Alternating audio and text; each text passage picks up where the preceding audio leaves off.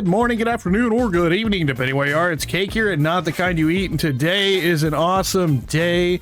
We are going to be reviewing Uboat, which is a game that I play a lot. It's not fully out yet, but I think it is coming out fully this year, so it's exciting, and I want to bring some information about it to the world.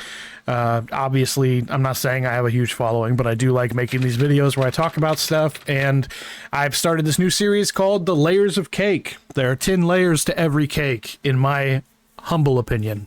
It is graphics compared to games near its time. So how is it graphically in the period of when it was released, which it's about to be released, so how is it graphically now? Fluidity of movement, which would be how the characters move, how everything functions movement-wise, how much content is there, the amount of content, story content, multiplayer value, control comfort, longevity, which would be like your replayability, map and world design, customization, and graphical style. Now for each one of these I give it a something out of 10, and that will tell you at the end what percentage I give it out of 100%, so a letter grade per se.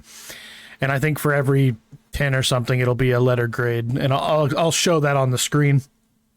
But number one, graphics compared to other games near its time. As this game is just now about to fully release, I have to say that it is one of the most beautiful games that I've played in a long time, especially from a non-AAA developer. It's not EA, it's not Ubisoft, it's not Bethesda, you know, it's not one of those big guys that can just throw anything together and call it a moneymaker. It's actually something that they work hard on, and it shows. I mean, if you look at the footage behind you, the graphics are definitely very high end, even just for being a submarine boat game. I mean, there's a lot of interactivity on the map, on the screens. The maps are detailed. It's really nice. I mean, even the fact that it's almost to, I think it might be to scale, if not almost to scale, with the whole world during World War II, like ports and whatnot. So I give it a 10 out of 10 for graphics. It's absolutely stunning. It brings the underwater world and the interior of the U-boat itself in incredible detail, especially with mods. I have a few of them. Number two, fluidity of movement.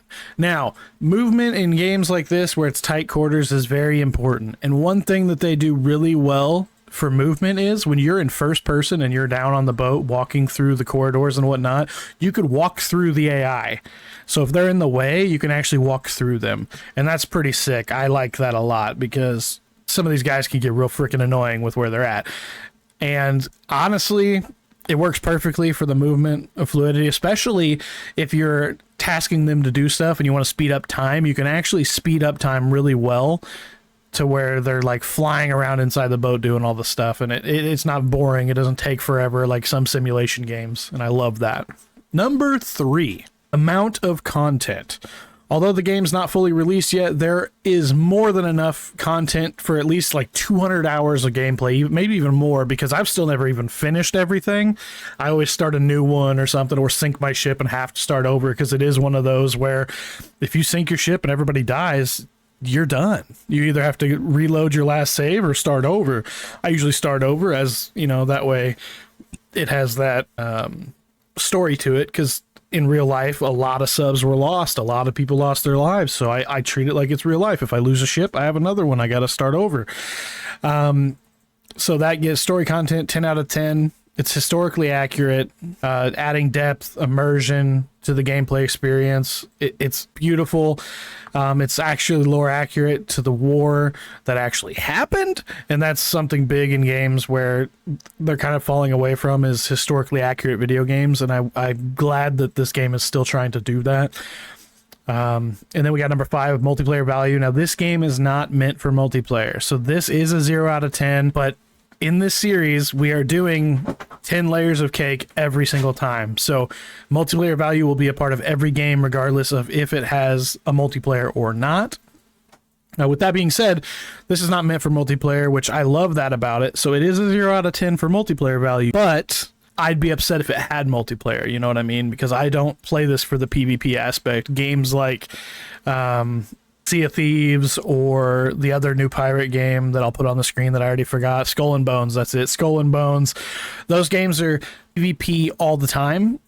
Well, almost all the time for both of them, and it ruins the game for me because I'm on there to play the story and level up and have fun with my friends. So I'm glad this doesn't have a multiplayer. So it may be a 0 out of 10, but this does not reflect the game's value to me. Number 6, control comfort. The controls did not take any kind of a learning curve. Everything made sense to it. You could do everything with the ship from clicking. You don't even have to use a keyboard, honestly, at least I didn't have to.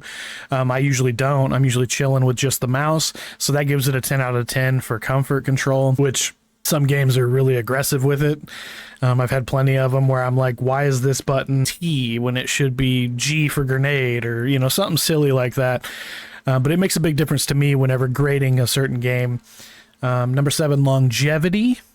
Like I said, I've already got 100 plus hours on this game, and I guarantee you this game can be played for 100 plus hours without completing everything, unless you are speed running the fuck out of it. If you're actually having a good time and you're actually, you know, going out, sinking a couple ships, coming back to port, going out, sinking a couple ships, like realistically, you're not going out for, you know, ever and sinking like 50 ships in one patrol, which wouldn't be realistic. So if you're following the realism idea of going and, you know, snagging a couple ship kills and sneaking away and then going and refueling and coming back and doing it again, it gives a 10 out of 10 because you can definitely do it for a long period of time. Number 8, map and world design. The world is to scale of the real world, which feels huge. It's to scale or almost to scale, which adds to the immersion that you can actually sail from the English Channel all the way over to America if you wanted to. Obviously, the ports aren't active in certain spots yet. Hopefully they will be. I would love to be able to sail to New York before America got into the war and actually like resupply in America or something. It'd be so crazy.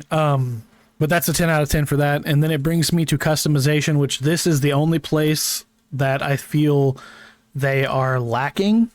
It is a 9 out of 10 without mods. You can customize the crew outfits and all that stuff, and you can, you know, upgrade your vehicle or your vessel, but you can't change, like, you can't make it look old and rusty. You can't change, like, add a paint job. You can't make it look nice and clean, fresh out of the bay.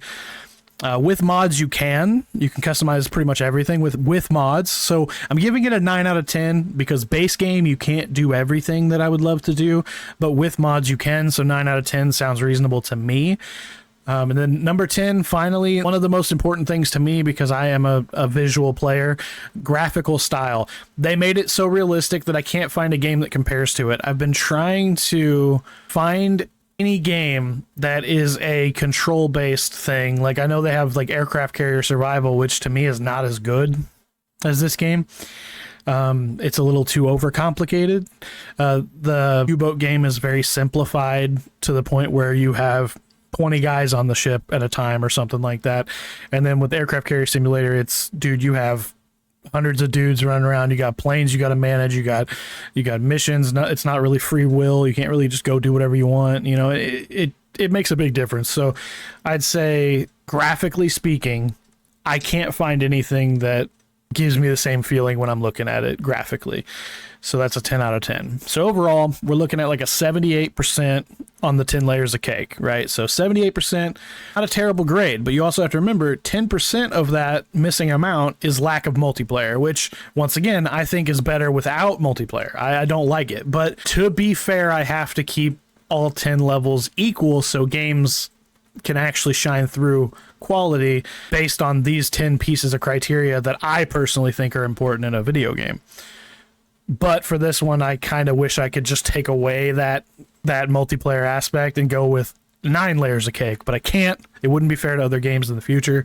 So whether you're a fan of simulation games or just looking for something exciting and immersive of an experience of World War II, U-Boat is a must play. Highly recommended. I definitely recommend getting this game, especially because it's not a super expensive game, which to me is very awesome.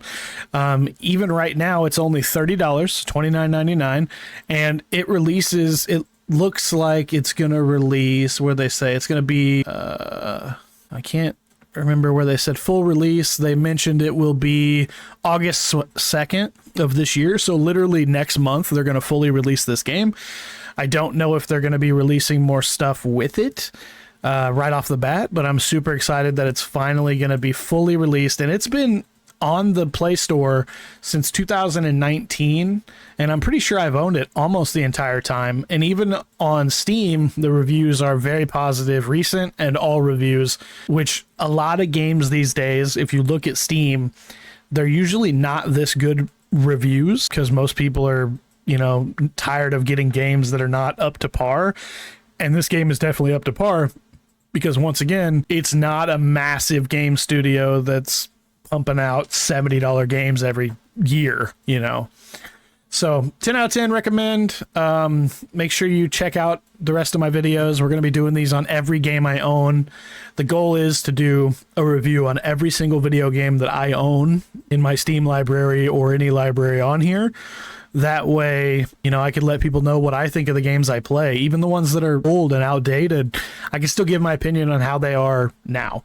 So, like I said, like, subscribe, do what you gotta do, just be cool about it. We'll catch you in the next episode where I do whatever I probably do. I don't necessarily know, but have a good day.